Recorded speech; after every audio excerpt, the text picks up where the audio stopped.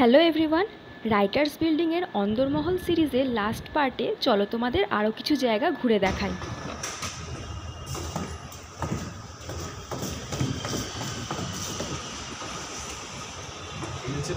এবার তুই যেখানে পারিস ছবি তুলে বেড়া।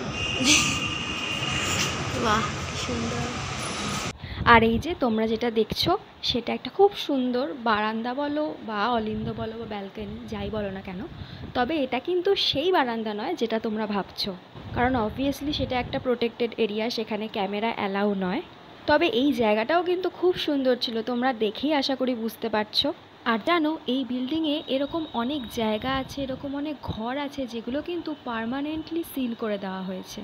আর আরও বেশ কিছু প্রোটেক্টেড জায়গা রয়েছে, সেগুলোতে কিন্তু কেউ চাইলেই হঠাৎ করে যেতে পারে না, তার জন্য স্পেশাল পারমিশনের দরকার হয়। আর আমরা সকলেই জানি যে এই রাইটার্স বিল্ডিংয়ের সাথে একটা প্যারানর্মাল ব্যাপার জড়িয়ে রয়েছে।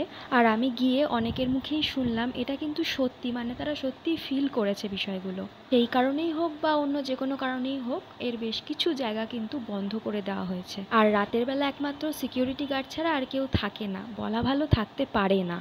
আর এই বিল্ডিংয়ের ভেতরে এরকম অনেক গোপন কক্ষ আছে, ফাঁসি ঘর আছে।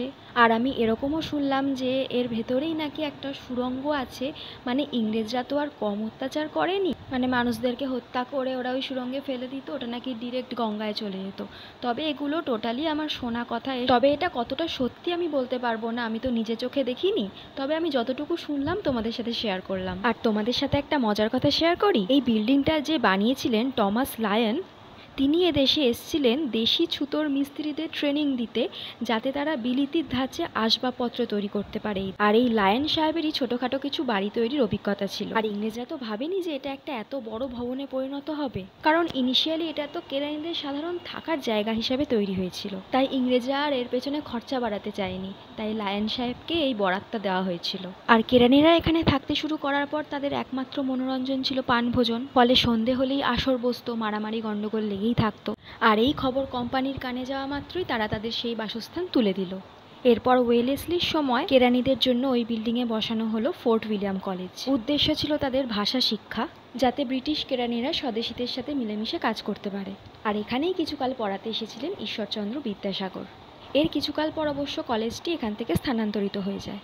কলেজ উঠে যাওয়ার পর এটা কাগজ ও মালপত্রের গুদাম ঘরে পরিণত হলো। এই এত বড় বিল্ডিং পড়ে নষ্ট হচ্ছে দেখে কোম্পানি ঠিক করলো যে এদিক ওদিক যে দপ্তরগুলো ছড়িয়ে ছিটিয়ে আছে সবকটাকে এখানে নিয়ে আসা হবে। তাই 13টা নতুন ব্লক বানানো হলো, আর বাইরেও করা হলো অলংকরণের কাজ।